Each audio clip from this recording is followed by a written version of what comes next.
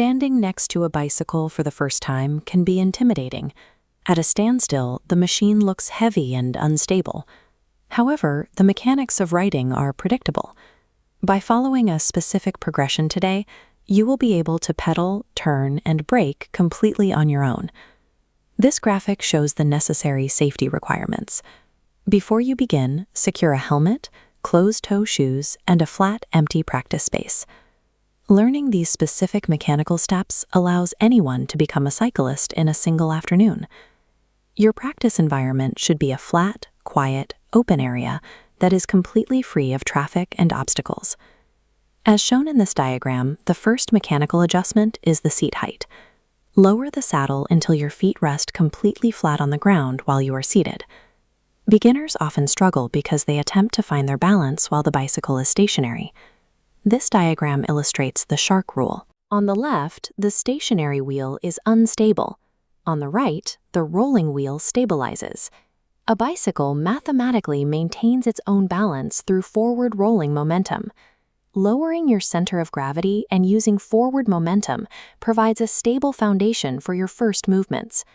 Begin by ignoring the pedals.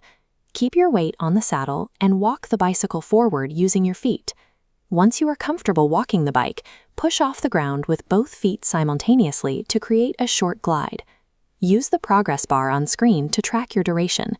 Push off and keep your feet hovering for 1 second, then 2, then 3. Achieving a full 3-second glide without tipping proves that you have found the stability required to transition from walking to rolling. Separating the balance from the pedaling allows your brain to adapt to the physics of the bike without the distraction of leg movement. This schematic highlights the 2 o'clock launch position. Raise your dominant pedal into this forward and up position for maximum leverage on your first stroke.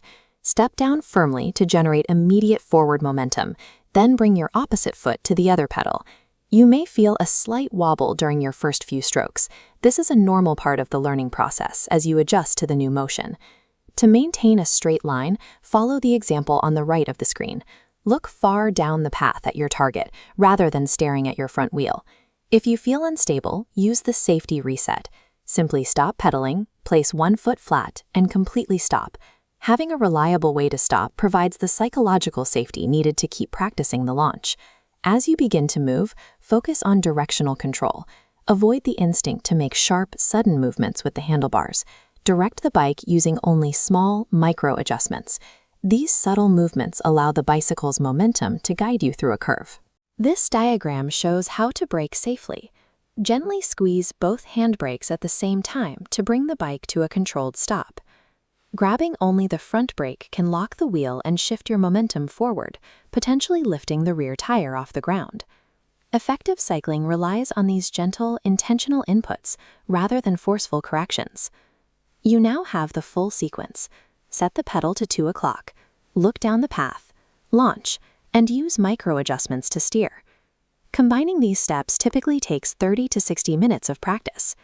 Use the safety reset whenever you need to restart the process. Once you have completed your first unassisted ride, share your progress in the comments below. The physics of cycling become intuitive once you apply these specific mechanics.